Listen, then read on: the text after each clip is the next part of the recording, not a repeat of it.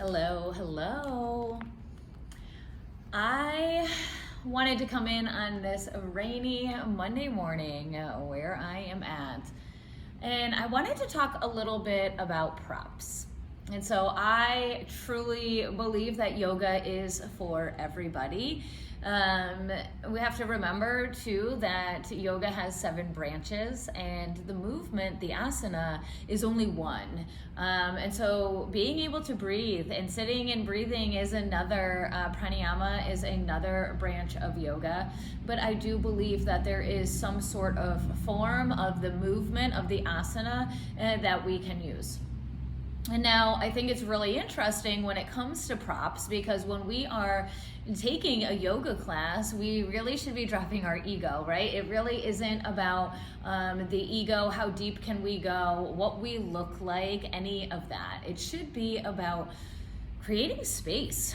Truly, when we come into these poses, when we come into these postures, we're thinking about opening up certain parts of our body, creating space. And in that space, we end up creating freedom. I also realize when we are not creating that space, when we tend to be struggling a little bit in our poses, usually because we're refusing to use a prop to support us, it's really challenging our breath. We have a really hard time breathing, which is really that big connection piece on why we are practicing yoga in the first place. And so let's talk a little bit about some props. Let's talk about why we would use some props and how we can utilize them. And so first things first, we're gonna talk about blocks, right? Blocks, I feel like everybody should have 2 blocks. You can buy them so cheaply now. 2 blocks and a strap, right? 2 blocks and a strap are pretty much your main tools that you need in yoga. You can buy a mat, you can do all of that, right? Yeah, we need a mat. Most studios will have extra mats if you do not have your own, but a mat, 2 blocks, and a strap is really key. Now, a blanket's always nice. You can use a beach towel, you can find another towel, you can find a really thin blanket. And so these are gonna be the props that we're gonna talk about today. So blocks bring the ground up to us. We can use the blocks when we are struggling reaching the ground. And so let's talk about like a forward fold or even a halfway lift, right? And so when we are folding forward, we want to make sure that we are bending our legs a little bit. If this is our forward fold with locked knees and we're kind of hanging here like this, we're not really supporting our body. We could, I guess, bring our hands here, but now we're more in a halfway lift. And so blocks can be nice for this halfway lift, right? Because I want those straight legs. I want that nice flat back. I'm bringing my shoulder blades together. I'm turning into like a number 7, right? And so utilizing the blocks in this way, bringing the ground up. You could bring your hands to your shins is another way that we could do this pose. But that forward fold, if we can bend our legs, usually that means our hamstrings are really tight if we can't hinge. And so if we bend our legs a little bit, we can kind of allow the body to round a little bit more. And sometimes you gotta bend your legs a lot. Maybe it's almost like you're sitting in a chair and allowing that support. Your hands can't touch the ground. Sometimes it is nice just to use the blocks. It's giving the mind, as we're folding forward, this little extra support that we're not gonna fall forward on our head. Is sometimes utilizing these props and giving the body that little bit support is what actually can help our nervous system feel safe, which when that happens, then the body will release a little bit more and will fold a little bit deeper. And so another posture that I see all of the time when people really don't want to use our blocks is in a low lunge. And so a low lunge, we have our front foot right underneath our knee and a strong straight back leg. And now a lot of times I see people rounding like this, right? We're really trying to get our hands on the ground.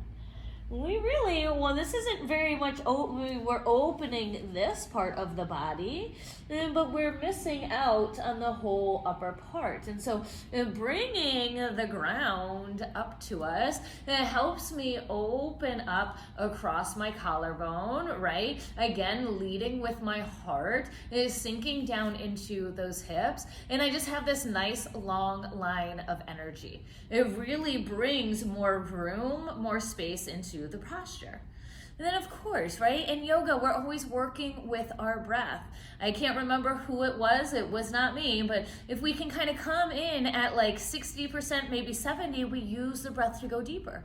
When we support ourselves, when we feel safer, our body, our muscles feel safer, after a few breaths, you might notice, oh, I can go a little bit deeper. I can still look forward. I'm still sinking my hips down.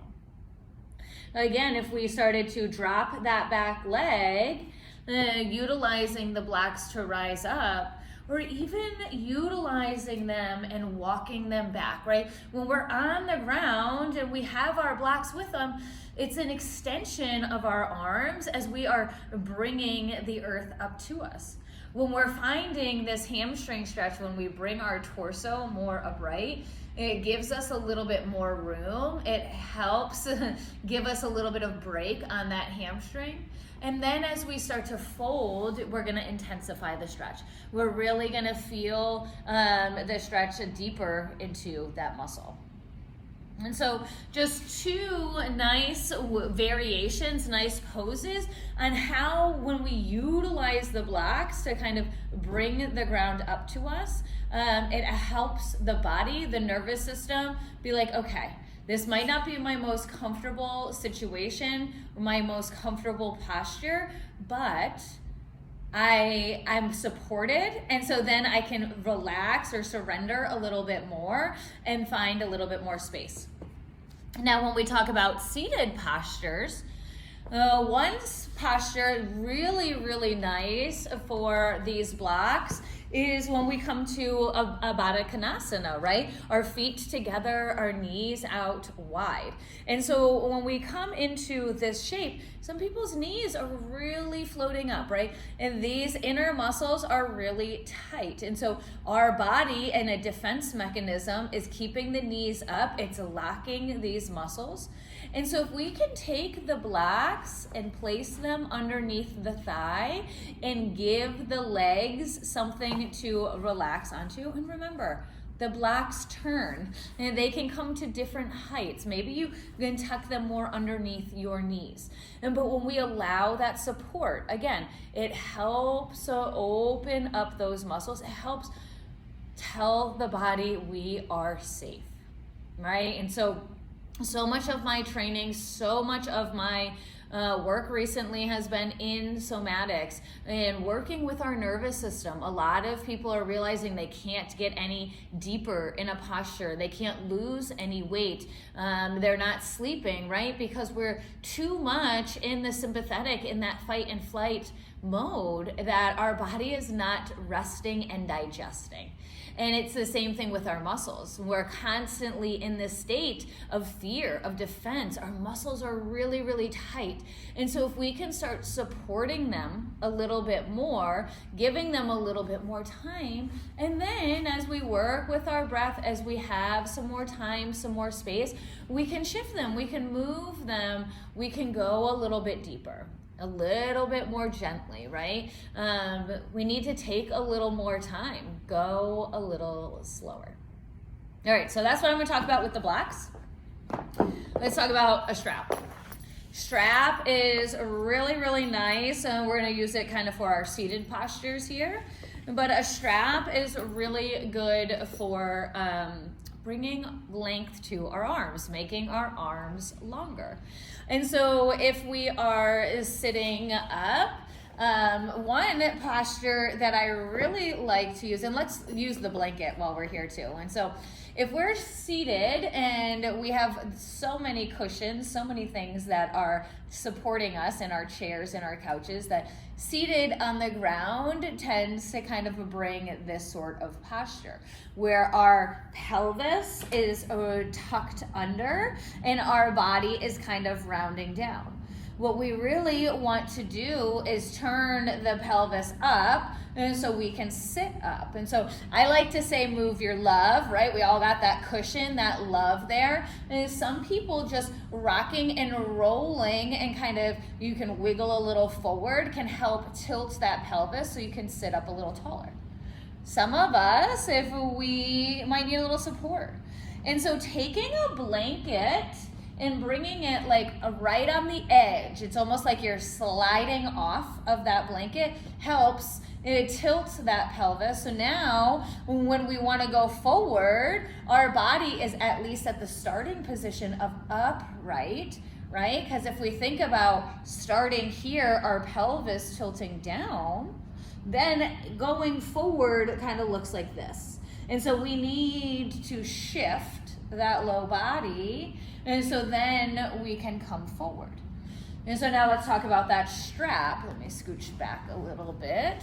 And so let's talk about that strap here. And so if you cannot scooch forward and grab your toes, then the strap is really nice. And we can take the strap around our feet and a strap in each hand, right? Now my arms are longer. And having the connection of the feet in the strap and making this full circle connection, right? All this energy is now going all the way around the body, really shifts and changes the posture.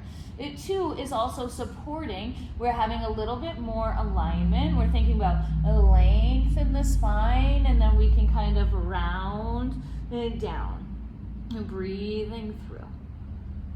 And so having the strap can really help create more space in the neck, the shoulders. Sometimes I see we're really reaching for our toes and we're kind of like this, right? And all of this here is getting all this scrunched up, when a lot of the times that's already all scrunched up as it is. And so having the strap, really thinking about elongating our neck, right? Keeping some space between our shoulders and our ears, bringing those shoulders back behind us, can really create a lot more length, a lot more opening, a lot more space all in this area.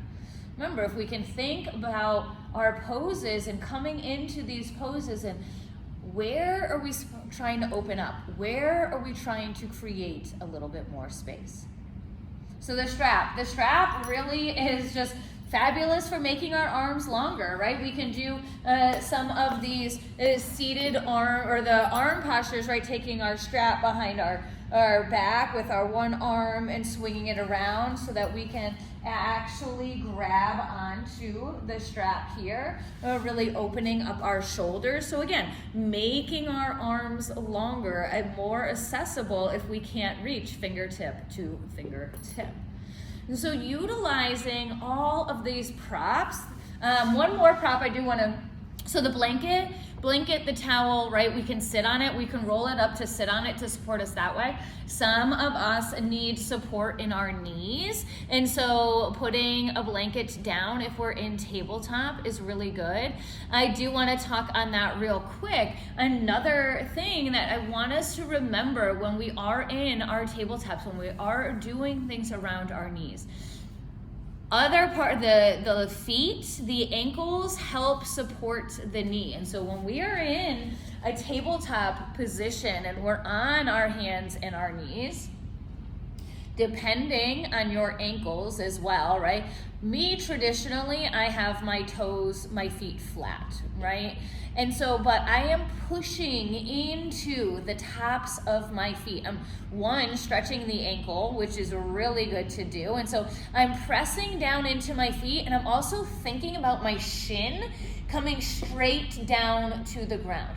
And when that happens, what happens when I do that? It actually turns on in my hip and my upper leg, and there's not so much weight on my knee. if I'm just relaxed in my legs, there's a lot of weight on my knee, especially us ladies. We hold a lot of stuff in our hips and our lower body. And so think about that. That's then all dropping down directly on top of the knee. And so attention to the feet, the lower legs, even just taking a moment to like relax the feet. See, I have a little space underneath there. And then I really press down and imagine the knees are floating up. Like I can float my knees up. I can work that part of my ankles, but we're imagining that those knees are coming up. Now, if the ankles are really tight, that isn't something that is kind of accessible for you, then curl the toes under. One, this is really good to stretch your feet. We should all be practicing this, stretching into those toes. We definitely don't do that enough. But if that helps you, remember to push into your toes, right? We're not gonna have the support of the shin here. Now it's just really driving down through your toes to see if you can lift up those knees. And so there are ways that we can support the knee by bringing the weight into other parts. Same thing when we're thinking about our hands and our wrists here, right? And we don't want to just put the weight all on the palm, on this base part of our hand. We want to spread that weight through the fingers. And so that means we have to press into the fingers. The more we can press down and spread those fingers out, you'll actually feel this little round spot in the middle almost poof up a little bit. And that is gonna help protect our wrists. The more we can bring those energy into the fingers, right? And the more we bring the energy into the toes, helps protect those joints.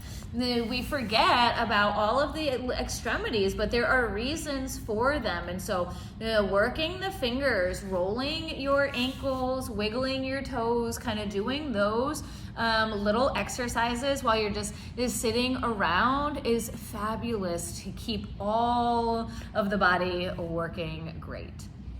So thank you all for joining me. Let me know if there was a tip that you didn't really know about that you found useful. Also, let me know if you want more videos just like this. Sending you all lots of love.